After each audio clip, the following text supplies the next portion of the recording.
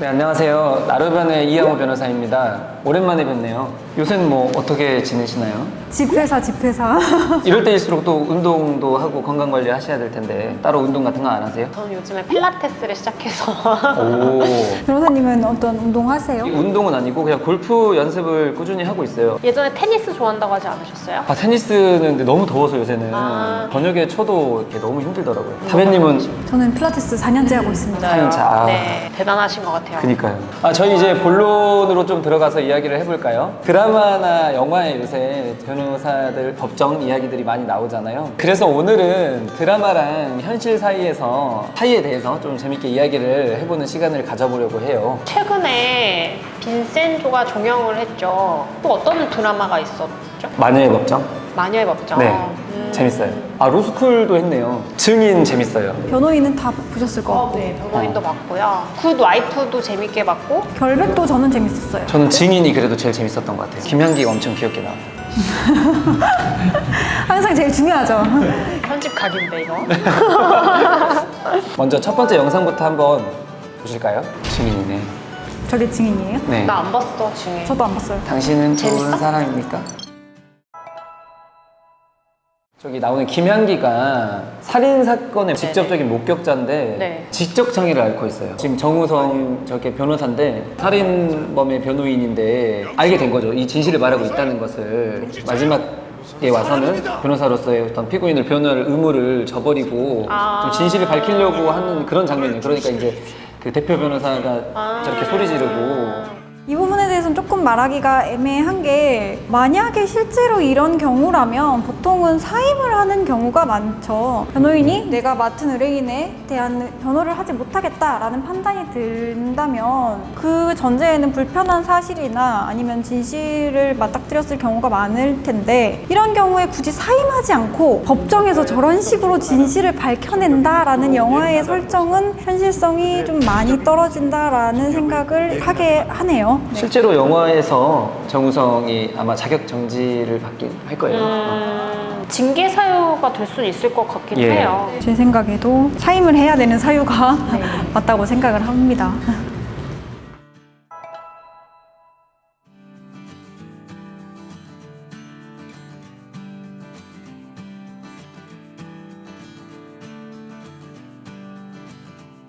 그런 표정을 짓는 판사님이 있나요? 근데 저렇게 말씀하신 거 보신 적은 있으세요? 근데 저런 내용을 말씀하시기는 하는 것 같아요. 많이 봤어요. 뭐 예를 들어서 가사 사건에서 가정폭력 사건이나 이런 것들은 뭐 저런 식으로 많이 말씀하세요. 이거 잘못하신 거죠? 잘못하신 거 맞죠? 뭐 이런 식으로 뭐 앞으로는 그러시면 안 된다. 뭐 이런 얘기도 많이 하시고요. 혼내기도 합니다. 네, 실제로도. 근데 저렇게 감정을 넣지는 않으세요. 그 소년법정 가면은 또 거기 판사님들은 보호 소년들한테는 좀 훈계하시기도 하고 그런 말씀도 많이 하시잖아요. 약간. 소년법정이랑 가정법정에서 좀 많이 보는 것 같아요. 존경하는 재판장님, 재정 증인을 신청합니다. 저런 재정 증인 있으면 신청하고 싶네요. 와달라고 하고 싶네요. 멋있네요. 네. 일단 재정 증인 제도가 있긴 한데요. 현실적으로 재정 증인 신청해 보신 적 있으세요, 변호사님? 아니요. 없죠. 일단은 흔히들 알고 있는 대동증인은 증인으로 호출을 하거나 소환을 하는 거라고 본다면 재정증인은 법정에서 변호사가 바로 신청하고 재판장님이 이제 재량에 따라서 선정을 해주시는 건데요. 법정 내에서 바로 정해지는 거라서 대동증인하고는 다르게 소환장 발부 같은 거는 안 해도 된다는 점이 있기는 한데 단 한 번도 못 봤습니다. 현실적으로 법정에서는 재정 증인을 신청하거나 변호인이 채택해주는 경우가 많이 없죠. 네. 일반적으로는 보통 미리 신청을 하고 신문할 것을 준비를 해서 만나는 게 보통이니까요. 우리가 증인 신청을 하면은 상대방 측도 반대 신문을 해야 되기 때문에 상대방의 방어권 또는 신문권을 위해서라도 미리 신청하는 게 일반적이겠죠. 무분별하게 재정 증인을 신청하게 되는 경우에는 소송이 또 지연될 수 있기 때문에 가급적이면 이거는 삼가하시는 게 좋습니다. 네, 다음 영상 보시죠. 이게 있습니다. 변호인, 아직 재판 시작도 안 했어요. 재판을 안 시작했으니까 제기하는 겁니다. 뭡니까? 만약 합당한 이의 제기가 아니면은 변호인이 재판 진행 방해했다는 사실 기억할 겁니다. 형사소송법 280조를 보면 공판장에서 피고인의 신체를 구속하지 못한다 이래 규정되어 있습니다. 지금 즉시 포승줄과 수갑을 풀어줄 것을 요청합니다.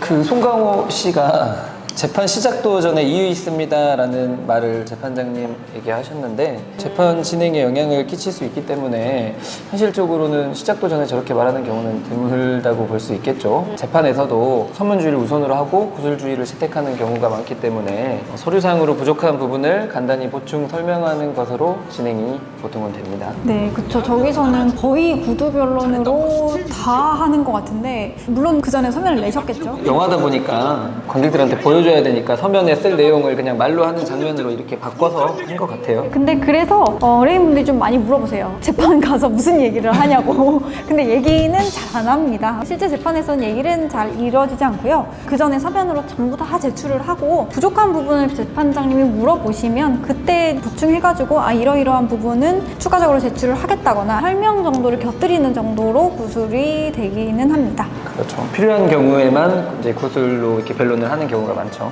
네, 증인 신문을 하는 게 되는 경우에는 이의 있습니다라는 말을 하기도 해요. 아예 안 네. 하는 건 아니거든요. 최근에도 들은 적이 있어가지고. 근데 시작 전에는 안 하죠. 시작 전에는 좀 이상하죠. 그리고 요즘은 수감된 피고인이라고 하더라도 이 수갑 같은 거 풀고 법정에 세우지 네. 않나요? 배경이 네. 과거였던 것 같아요. 요즘에는 특별한 이유를 제외하고는 네. 수갑을 풀고 법정으로 이렇게 세우는 것 같아요. 처벌 불원서 받아들이죠. 재판부에선 피해자와 합의한 걸로 인정해서 집행유예나 벌금 정도로 끝날 겁니다. 정말입니까? 진짜 확실히 받아줘야 합니다. 지금 상황 보니까 그거 없으면 꼼짝없이 감옥 들어가게 생겼어요. 만약 제가 정말 그런 일을 저질렀다면 마땅히 사과하고 그에 따른 처분을 받을 겁니다. 그렇지만 결코 제 기억이 잘못됐을 거라고는 생각하지 않습니다. 재판장님, 피해자 측 변호사인데 드릴 말씀이 있습니다. 이 사건에 매우 중요한 참고 자료가 있어 제출하도록 하겠습니다.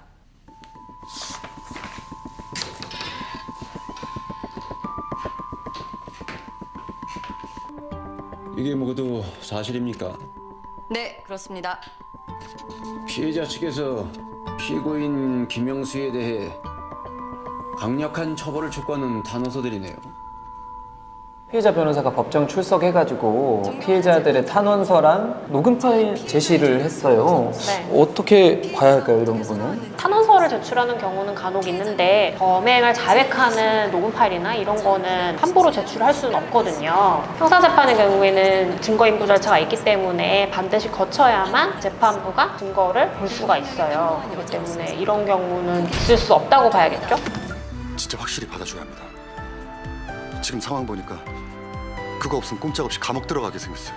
드라마를 보면 피고인의 이걸 자백이라고 해야 될지 아닐지도 약간 솔직히 저희가 보기에는 좀 애매하다고 보이는데 왜냐면은 나 처벌 불원서 못 받으면 감옥 갈 수도 있어 감옥 가 약간 이런 얘기뿐이었는데 그거는 뭐 어떤 피고인이든 할 수 있는 거니까요. 그런 얘기뿐이었는데 그게 중요한 증거인 것처럼 보이게 하면서 그 녹음 파일을 당장에 틀어가지고 그게 마치 채택이 돼서 판결에도 영향을 끼친 것처럼 드라마를 풀어내고 있는데요. 그런 일은 실제로는 없습니다. 네, 불가능해요. 정말 드라마의 극적 구성을 위한 요소일 뿐이라는 거. 뭐가 막 튀어나왔다고 해서 뭐 상대방 측에서 맞아 내가 그런 얘기 했어 이러고 인정해버리고 끝 이런 거는 진짜 말이 안 되고요. 다음 기회에 얘기하겠다라고 해서 속행을 하면 되죠. 네. 뭐 일반적인 경우라면 피고인 측에서 당연히 이의 제기를 하겠죠. 녹음 파일에 대해서. 네. 그리고 뭐 정식으로 채택되면 증거 조사를 하든지 그런 절차대로 진행이 될 것 같아요. 오늘 드라마나 또는 영화와 그 현실 법정의 차이에 대해서 이야기를 해봤는데요. 어떠셨나요? 드라마가 너무 재밌었어요. 맞아요. 정말 집에 가서 봐야겠다는 그러니까요. 생각이 들었고요. 구독자분들께서도 궁금해하셨던 부분이 조금이나마 같이 얘기를 나눠보면서 해소될 수 있지 않았을까라는 생각이 드네요. 변호사님들이 법정 드라마나 영화를 좀 잘 못 보겠다라는 생각을 하는 이유가 너무 현실이랑 차이가 심해가지고 좀 오글거리고 너무 불편해지는 경우도 있거든요. 그 현실이랑 다른 부분에서 오는 그런 카타르시스를 느낄 수 있어서 그런 것들을 즐기려고 보시는 거니까 드라마나 영화는 드라마나 영화로 즐겨주셨으면 합니다. 네, 아무래도 드라마나 영화는 짧은 시간에 극적인 재미를 또 만들어내야 되기 때문에 현실을 좀 과장하거나 또 현실과 맞지 않는 상황을 연출할 수밖에 없겠죠. 저희가 진행하는 재판이 극적이지 않게 보인다고 하더라도 너무 실망하지 않으셨으면 좋겠어요. 이게 현실이니까요. 네, 드라마는 드라마일 뿐입니다. 네. 자, 오늘은 여기까지 이야기를 해보았고요. 지금 법률적으로 힘든 상황에 처해 있으시거나 뭔가 갈등을 겪고 계신다면 언제든지 저희한테 연락을 주시기 바랍니다.